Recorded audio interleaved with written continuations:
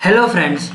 तो कल तक हम लोगों ने एक्सप्रेशंस तक पढ़ लिया था। तो आज का टॉपिक जो हम लोग कवर करने वाले हैं इस लेक्चर में वो है स्टेटमेंट फ्लो कंट्रोल। मतलब स्टेटमेंट्स पाइथन कैसे एग्जीक्यूट करता है। मतलब जैसे आप तो कई सारे स्टेटमेंट लिखते हो तो वो वे क्या है जिससे पाइथन उन स्टेटमेंट्स को एग्जीक्यूट करता है। और लास्ट में हम लोग पढ़ेंगे टाइप ऑफ स्टेटमेंट्स। मतलब ये पूरा ही लेक्चर जो है वो स्टेटमेंट्स पे बेस्ड रहेगा।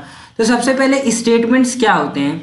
तो statements are the instructions given to the computer to perform any kind of actions. तो स्टेटमेंट्स वो इंस्ट्रक्शंस होते हैं जो कि कंप्यूटर देता है पाइथन को ना। मतलब statements are the instructions given to the computer to perform any kind of action, जिससे वो किसी भी प्रकार का एक्शन करता हो। तो स्टेटमेंट्स क्या है? स्टेटमेंट्स वो इंस्ट्रक्शन है जो कि कंप्यूटर देता है। स्पेशली हम लोग देते हैं किसको? कंप्यूटर को ना। मतलब हम लोग कंप्यूटर को देते हैं और कंप्यूटर कंपाइलर को देता है। तो इसीलिए यहाँ पर कंप्यूटर वर्ड का इस्तेमाल किया गया है, जिससे कंपाइलर कुछ ना कुछ आउटपुट निकाल के देता है।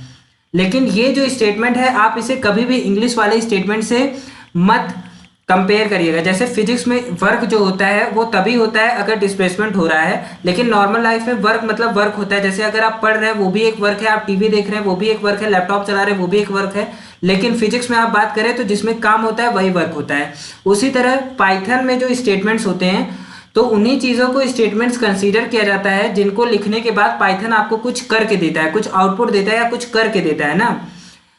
जबकि इंग्लिश वाला स्टेटमेंट में अगर मैं बोल रहा हूँ माई सेल्फ अदित्य तो वो भी एक स्टेटमेंट है। तो ये कभी भी आप स्टेटमेंट इंग्लिश वाले स्टेटमेंट और कंप्यूटर वाले स्टेटमेंट, पाइथन वाले स्टेटमेंट, इन दोनों को कंपेयर मत करिएगा। तो मुझे लगता है आपको स्टेटमेंट्स की डेफिनेशन समझ में आ गई। अब चलिए देखते हैं कि स्टेटमेंट्स को एग्जीक्यूट कैसे करता है पाइथन को। पाइथन स्टेटमेंट्स को एग्जीक्यूट कैसे करता है, तो उसके लिए पाइथन के पास तीन वेज होते हैं। एक सीक्वेंस होता है, एक सिलेक्शन होता है और तीसरा इलिट्रेशन होता है। कौन कौन सा?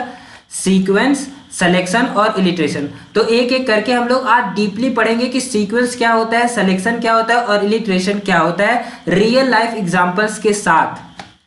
तो सबसे पहले हम लोग स्टार्ट करते हैं सीक्वेंस। तो सीक्वेंस सबसे इजीएस्ट वे होता है जिसमें स्टेटमेंट्स को एग्जीक्यूट किया जाता है। मतलब इसमें स्टेटमेंट्स उस ऑर्डर में एग्जीक्यूट होने वाले हैं जिस ऑर्डर में वो लिखे गए हैं। जैसे स्टेटमेंट 1 पहले एग्जीक्यूट होगा, स्टेटमेंट 2 बाद में एग्जीक्यूट होगा। जैसे यहाँ पर दिया हुआ है कि जो आपने स्टेटमेंट पहले लिखा है वो पहले एग्जीक्यूट होगा, फिर उसके बाद जो स्टेटमेंट लिखा है वो उसके बाद एग्जीक्यूट होगा, फिर उसके बाद मतलब जिस ऑर्डर में आपने स्टेटमेंट्स को लिखे हैं उसी ऑर्डर में वो स्टेटमेंट्स एग्जीक्यूट होने वाले हैं। अगर ऐसा कहीं पाइथन में होता है तो उसे हम लोग सीक्वेंस कहते हैं ना। तो अब इसकी डिफिनेशन भी देख लेते हैं। तो sequence construct means the statements are being executed sequentially. इसका सिंपल सा मतलब है कि अगर स्टेटमेंट्स जो है वो सीक्वेंसली एग्जीक्यूट हो रहे हैं तो इसका मतलब है कि वो सीक्वेंस कॉन्स्ट्रक्ट के थ्रू एग्जीक्यूट हो रहे हैं। मतलब उनका जो वे ऑफ जो स्टेटमेंट कंट्रोल फ्लो है वो सीक्वेंस है। चलिए अब दूसरा देख लेते हैं। दूसरा होता है सिलेक्शन। उससे पहले अब हम लोग इसका एक रियल लाइफ एग्जांपल देख लेते हैं। तो अगर इस बच्चे को आप देखो, और ये क्या है? ये पाइथन का कंपाइलर है। इस बच्चे को आप रेफर करो as a compiler of Python ना। और ये जो स्टेयर्स है विथ नंबरिंग, इसको आप स्टेटमेंट 1 मान लो, इसको 2, इसको 3। तो ये बच्चा क्या करेगा? सबसे पहले ये पहली सीढ़ी पे चढ़ेगा, फिर उससे ये दूसरी पे जाएगा और उससे ये तीसरी से। तो अगर पाइथन में आपको कुछ ऐसा मिलता है कि स्टेटमेंट जो है वो line wise, sequence wise execute हो रहे हैं, तो उसका मतलब है कि वहां पर सीक्वेंस कंस्ट्रक्ट का इस्तेमाल है। मतलब इसमें जो स्टेटमेंट कंट्रोल फ्लो है उसका टाइप जो है वो सीक्वेंस है। अब दूसरा टाइप क्या है? सिलेक्शन। तो सिलेक्शन क्या होता है? सिलेक्शन में एक कंडीशन दी होती है ना। क्या दी रहती है? सिलेक्शन में एक कंडीशन दी रहती है और कंपाइलर कंडीशन को चेक करता है। अगर कंडीशन ट्रू हुई तो एक सेट ऑफ स्टेटमेंट्स को वो प्रिंट करता है, और अगर कंडीशन फॉल्स हुई तो दूसरे सेट ऑफ स्टेटमेंट्स को वो प्रिंट करता है। लेकिन ये स्टेटमेंट प्रिंट हो या ये स्टेटमेंट प्रिंट हो, इसके बाद ये दोनों ही फिर से एक जो उसके नीचे वाला मतलब इंडेंटेशन खत्म होने के बाद, मतलब ये ब्लॉक खत्म होने के बाद मेन प्रोग्राम में जो स्टेटमेंट्स लिखे होंगे उसको रिफर करेगा डायरेक्टली ना। जैसे मैं आपको एग्जांपल दिखाता हूं। अगर आप ये प्रोग्राम देखें तो इसमें ये कंडीशन दी हुई है कि अगर a लेस देन 10 है तो ना ये स्टेटमेंट प्रिंट होगा, और अगर नहीं है तो ये स्टेटमेंट प्रिंट होगा। मतलब चाहे ये कंडीशन, चाहे ये स्टेटमेंट प्रिंट हो या ये स्टेटमेंट प्रिंट हो, लेकिन उसके बाद जो मेन लाइन, उसके बाद जो फ्लो है कंट्रोल का, स्टेटमेंट कंट्रोल फ्लो जो है वो डायरेक्टली मेन स्टेटमेंट्स पे जाएगा। मेन स्टेटमेंट क्या होते हैं? जो बिना इंटेंटेशन के लिखे जाते हैं उनको हम लोग मेन प्रोग्राम के स्टेटमेंट्स कहा जाता है। उसको हम लोग ऐसे, उसको हम लोग डिनोट करते हैं ऐसे। यहाँ पर मेन स्टेटमेंट्स को हम लोग ऐसे लिखते हैं, इसके बाद दो ये, फिर उसके बाद मेन्स, और मेन के बाद फिर, तो ऐसे हम लोग लिखते हैं। अगर मैं मेन लिखना चाहूँ तो यहाँ पर मैं मेन लिख सकता हूँ कि इस इंटेंटेशन में जो है ये मेन स्टेटमेंट्स हैं।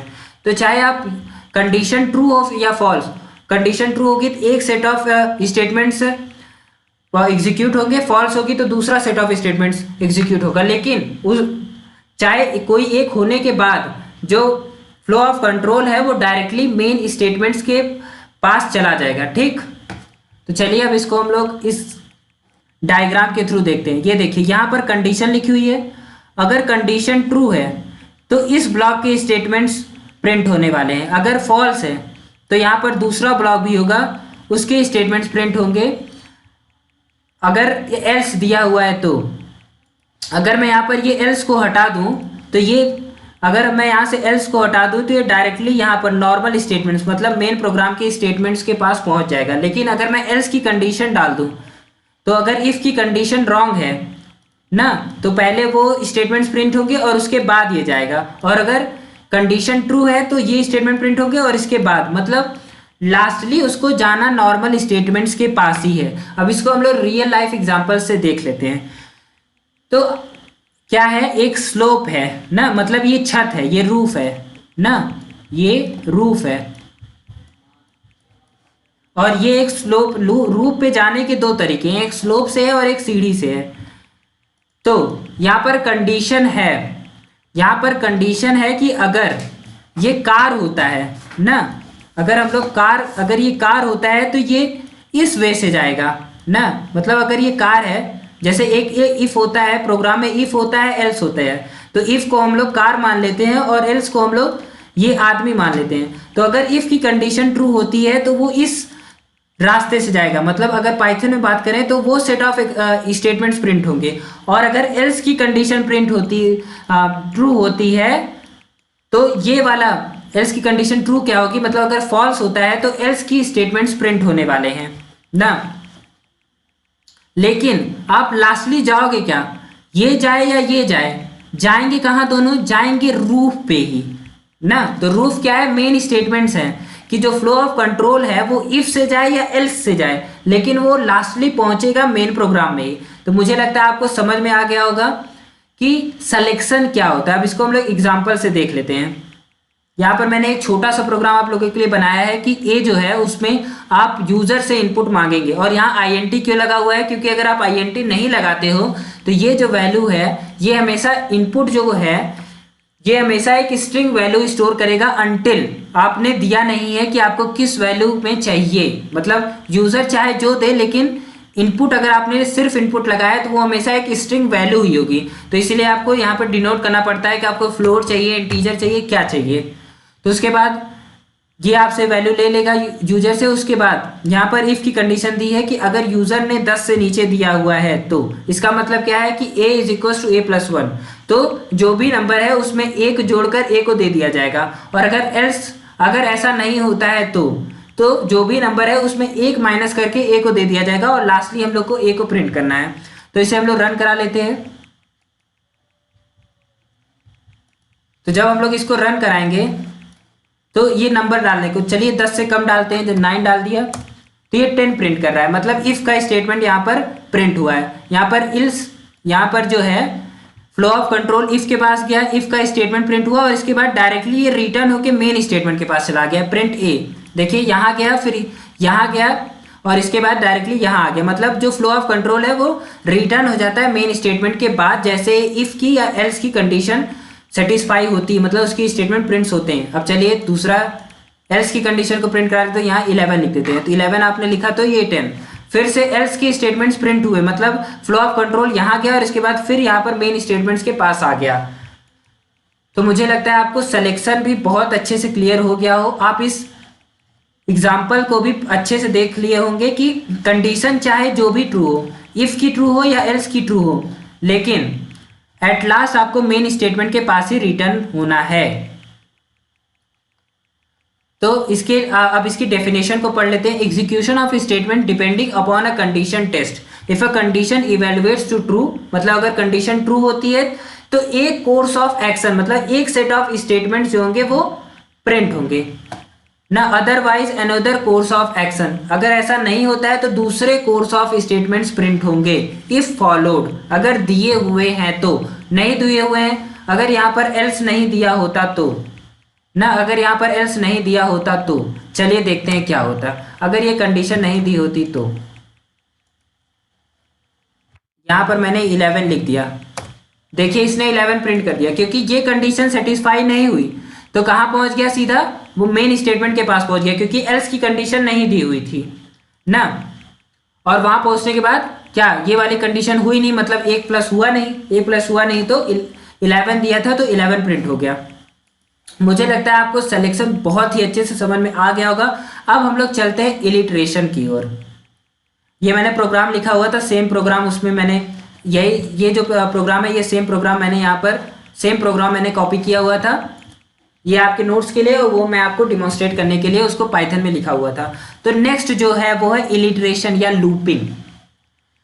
लूपिंग मतलब क्या होता है, लूप मतलब होता है एक कंप्लीट सर्कल ना, लूप मतलब एक क्लोज पाथ होता है। तो इलिट्रेशन में क्या होता है कि जब तक कंडीशन ट्रू रहती है, जो कंपाइलर है वो एक सेट ऑफ स्टेटमेंट्स को लगातार प्रिंट करता रहता है ना, एक के बाद एक, फिर से फिर से फिर से, जब तक कंडीशन फॉल्स नहीं होती तब तक वो उसी स्टेटमेंट्स को एक के बाद एक लगातार प्रिंट करता रहता है। लेकिन जैसे ही वो फॉल्स जाती है वो तुरंत फिर मेन प्रोग्राम पे चला जाता है ना। तो इसीलिए हमने लूप वर्ड का इस्तेमाल किया। लूप मतलब होता है कि एक क्लोज्ड पाथ, अगर क्लोज पाथ रहेगी तो आप वहीं पर घूमते रह जाएंगे, घूमते रह जाएंगे। तो उसी तरह अगर कंडीशन ट्रू होती जा रही है तो एक ही सेट ऑफ स्टेटमेंट्स लगातार प्रिंट होते होंगे जब तक कि फॉल्स नहीं होता। जैसे ही फॉल्स होगा फिर जो है वो कहाँ पहुंच जाएगा, मेन स्टेटमेंट्स के पास। तो इसकी डेफिनेशन को देख लेते हैं। The iteration construct means repetition of set of statement, एक सेट ऑफ स्टेटमेंट्स रिपीट होते रहेंगे depending upon a condition test.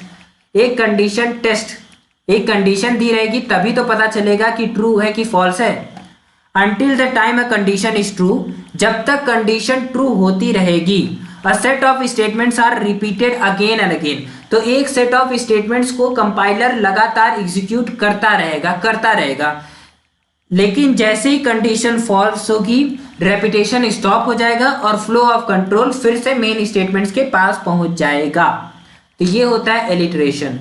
अब इसका ये ग्राफ देखिए, जब तक कंडीशन ट्रू होती रहेगी ये इसी सर्कल में घूमता रहेगा। लेकिन जैसे ही कंडीशन फॉल्स होगी ये फट से मेन स्टेटमेंट के पास टर्मिनेट हो गया और मेन स्टेटमेंट के पास पहुंच गया।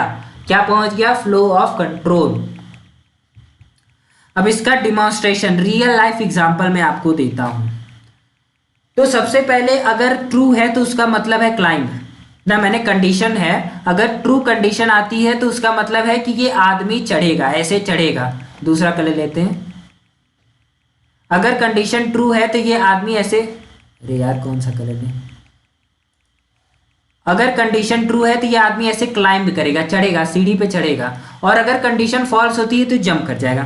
तो चलिए देखते हैं कि इस एग्जांपल से हम लोग इलिट्रेशन को कैसे समझ सकते हैं। मान लीजिए कंडीशन ट्रू होती जा रही तो क्या होगा, ये आदमी गया, इससे इस पे चढ़ा, इससे इस पे चढ़ा, इससे इस पे चढ़ा, इस पे ऐसे ऐसे ऐसे चढ़ा, और यहाँ के बाद फिर उसने चढ़ने के लिए कदम बढ़ाया लेकिन वो गिर गया, फिर वापस आया, फिर ऐसे चढ़ा लेकिन अभी भी ट्रू था तो चढ़ता गया और फिर यहाँ से गिर गया, फिर आया, फिर चढ़ा, फिर आया, फिर चढ़ा। ऐसे मतलब जब तक कंडीशन ट्रू होती रहेगी तब तक वो आदमी जो है वो इसी लूप में फंसा रहेगा ना।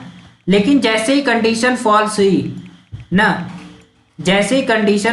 हुई ये आदमी क्या है, जंप कर जाएगा, और ये जंप कर गया तो ये अब पहुंच गया, अब यहाँ से ये निकल जाएगा। तो वही कह रहा है कि जब तक कंडीशन ट्रू होगी तो एक सेट ऑफ स्टेटमेंट जो है वो प्रिंट होते रहेंगे। लेकिन जैसे ही कंडीशन फॉल्स होगी फिर से flow of control main statements के पास आ जाएगा। मुझे लगता है इन एग्जांपल्स की मदद से आपको सीक्वेंस सिलेक्शन और इलिट्रेशन बहुत ही अच्छे से समझ में आ गया होगा। तो अब चलते, अब flow of control, statement control flow खत्म हो गया। अब हम लोग चलते हैं कि स्टेटमेंट्स होते कितने टाइप के हैं। तो स्टेटमेंट्स 3 टाइप के होते हैं। सबसे पहले एक इम्पटी स्टेटमेंट होता है, दूसरा सिंपल स्टेटमेंट होता है और तीसरा होता है कंपाउंड स्टेटमेंट। तो एक एक करके हम लोग इन तीनों स्टेटमेंट्स को पढ़ेंगे। तो सबसे पहले इम्पटी स्टेटमेंट्स क्या होता है।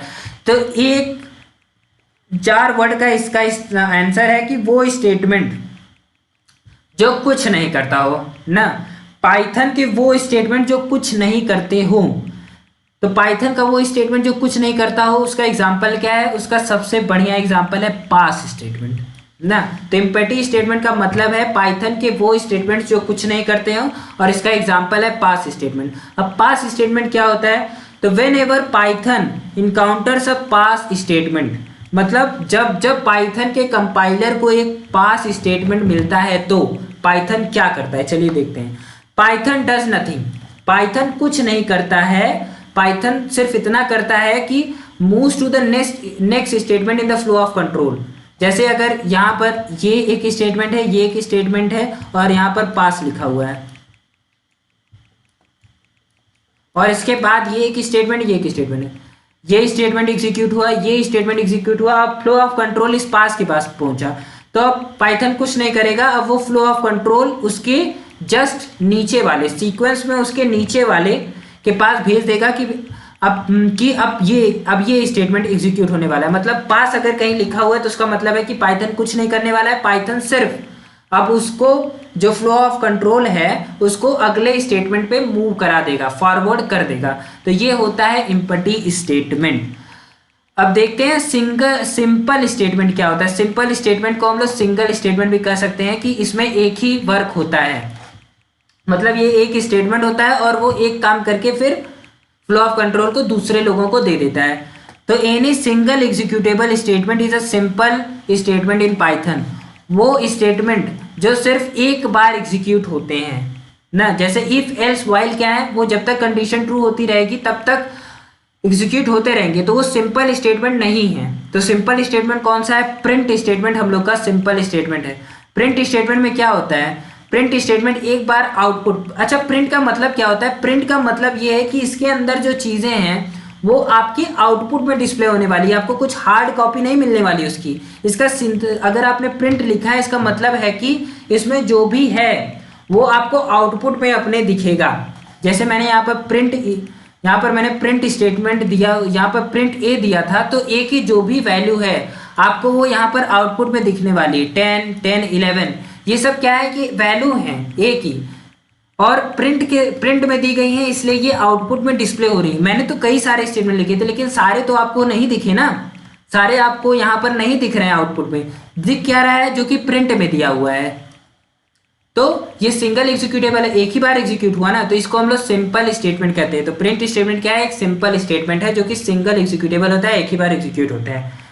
अब नेक्स्ट क्या है, नेक्स्ट है कंपाउंड स्टेटमेंट। कंपाउंड स्टेटमेंट जैसे if statement, else statement, elif statement, while statement, ये सब क्या है, ये सब कंपाउंड स्टेटमेंट है। मतलब a compound statement represent a group of statement. Compound statement जो होते हैं इसमें एक ग्रुप ऑफ स्टेटमेंट्स होते हैं ना। जैसे ये देखिए, ये एक कंपाउंड स्टेटमेंट है और इसके अंदर ग्रुप ऑफ स्टेटमेंट, मैं चाहूँ तो ये लिख दूँ, मैं चाहूँ तो ये लिख दूँ कि b is equals to b plus is equals to 1, लेकिन अब ये रॉन्ग देगा क्योंकि अब मुझे b को स्पेसिफाई करना पड़ेगा कि पहले b क्या था। तो मान लो पहले b 0 हुआ था ना। तो अब देखिए ये कंपाउंड स्टेटमेंट है और इसके अंदर एक सेट ऑफ स्टेटमेंट्स हैं। तो अगर आप ये कंपाउंड स्टेटमेंट है तो अगर ये एग्जीक्यूट होता है तो इसके बाद ये सेट ऑफ स्टेटमेंट्स एग्जीक्यूट होने वाले हैं। तो ऐसे स्टेटमेंट जिसमें सेट ऑफ स्टेटमेंट्स हों तो उसे हम लोग कंपाउंड स्टेटमेंट कहते हैं। तो कंपाउंड स्टेटमेंट क्या होता है, compound statement represents a group of statement. Compound statement एक ग्रुप ऑफ स्टेटमेंट्स को रिप्रेजेंट करता है जो कि जब भी एग्जीक्यूट होंगे एक यूनिट में एग्जीक्यूट होंगे, एक साथ एग्जीक्यूट होने वाले हैं। तो इसका सिंटेक्स क्या है, कंपाउंड स्टेटमेंट हेडर। यहाँ पर आप कंपाउंड स्टेटमेंट का हेडर लिखेंगे, जैसे हमने लिखा था इफ ये जो लिखा है if A is less than 10, ये क्या है? ये है कंपाउंड स्टेटमेंट का हेडर। क्या है ये है कंपाउंड स्टेटमेंट का हेडर। इसमें आप कंडीशन देते हो जो कि चेक होने वाली है ना ज़्यादातर केस में। एल्स क्या होता है? एल्स में नहीं, एल्स में भी आप कंडीशन दे सकते हो, लेकिन एल्स जनरली तब होता है जब सारे कंडीशंस फॉल्स हो जाते हैं तो एफ के स्टेटमेंट्स प्रिंट होते हैं। ये इफ के साथ भी होता है और वाइल के साथ भी आप एल्स स्टेटमेंट दे सकते हो कि जब वाइल की कंडीशन फॉल्स होगी तो फ्लो ऑफ कंट्रोल, और आपने एल्स दिया हुआ है तो flow of control main statement से जाने से पहले एल्स के पास पहुंच जाएगा। और उसके नीचे क्या होते हैं? Intended body containing multiple simple और कंपाउंड स्टेटमेंट। इसके अंदर इंटेंडेड बॉडी होती है। इंटेंडेड बॉडी मतलब यहाँ देखिए ये जो ये गैप है इसको हम लोग इंटेंटेशन कहते हैं। इंटेंटेशन क्यों दिया होता है? ताकि पता चल सके कि ये किस ब्लॉक का स्टेटमेंट है। जैसे अब ये पूरा स्टेटमेंट जो है वो एक ब्लॉक का स्टेटमेंट, कैसे पता चला? क्योंकि यहाँ पर इंटेंटेशन दिए हुए थे और वो इंटेंटेशन इन दोनों लाइन में सेम थे। अगर यहाँ पर इंटेंटेशन को बढ़ा दिया जाए, अगर ये इंटेंटेशन बढ़ जाए तो वो अब वो दूसरे सेट का स्टेटमेंट होगा। अब ये इस सेट का स्टेटमेंट नहीं, अब वो दूसरे सेट का स्टेटमेंट हो गया है। तो वही कह रहा है कि इसके अंदर कॉलन लगाने के बाद, यहाँ पर कॉलन कोई भी कंपाउंड स्टेटमेंट हो और आपसे कहा जाए कि पहचानो कि कौन सा कंपाउंड स्टेटमेंट है, और आपको कंपाउंड स्टेटमेंट के बारे में कोई भी जानकारी नहीं है, तब भी आप बता सकते हो कि कौन सा कंपाउंड स्टेटमेंट है। तो पहचान क्या है कंपाउंड स्टेटमेंट की? ये कॉलन, ये जो कॉलन लगा होता है, ये जो दो बिंदियां लगी होती हैं स्टेटमेंट के एंड में, आप इफ स्टेटमेंट देखो उसके साथ भी लगा हुआ है। ये देखिए कॉलन यहाँ लगा हुआ है, और मैंने एल्स स्टेटमेंट लिखा था तो उसके साथ भी ये कॉलन लगा हुआ था। तो अगर कोई भी कंपाउंड स्टेटमेंट है तो उसमें कॉलन, लास्ट में उसके कॉलन जरूर लगा होगा। तो इससे आप पता कर सकते हो कि कौन सा स्टेटमेंट कंपाउंड है। और मैंने इम्पटी स्टेटमेंट बता दिया कि पास इम्पटी स्टेटमेंट होता है, तो बचे हुए सिंपल स्टेटमेंट है। आपने डिफरेंशिएट कर लिया कि इम्पटी स्टेटमेंट क्या होते हैं, सिंपल स्टेटमेंट क्या होते हैं और कंपाउंड स्टेटमेंट्स क्या होते हैं। मुझे लगता है आपको ये तीनों ही समझ में आ गए होंगे। अब नोट पॉइंट 5 मैंने लिख दिया है कि statement ending with colon is a compound statement. तो यहाँ पर आज हम लोगों ने अपने लेक्चर को कंप्लीट कर लिया है। आज हमने क्या पढ़ा? स्टेटमेंट को पढ़ा, स्टेटमेंट कंट्रोल, फ्लो कंट्रोल को पढ़ा और टाइप ऑफ स्टेटमेंट्स को पढ़ा। तो कल के लेक्चर में हम लोग इफ, एल्स, व्हाइल, ब्रेक और कंटिन्यू के बारे में पढ़ने वाले हैं।